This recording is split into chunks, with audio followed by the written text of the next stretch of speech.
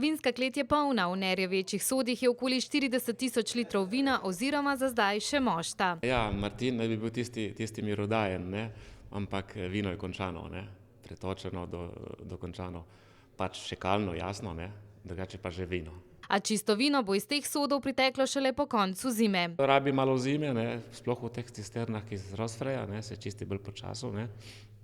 Ker pač, če bi bil les, je bolj porozen. In tu se čisti počasu in pol pa mora zima malo pretresti zadevo, ne? Če pa te rabiš prej, pa filter, ne? Včasih tehnologija torej pomaga, a da se mošt spremeni v vino, pred Martinovim pa je kriva izključno narava. Do Martina.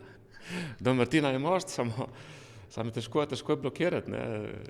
Mogoče Štajerci, ki me poznajo še drugače, je lažje, ne?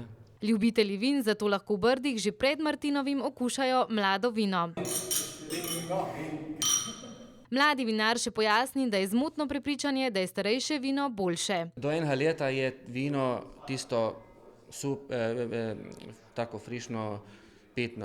Po enem letu se začne vino starati in pol je že od zadaj okus po starem, ni več tisto, kakor novejši letnik. Na mladega bomo uradno morali še počakati dobrih 9 dni. Za vse neučakane pa je na prodajnih policah že najti tudi letošnje letnike.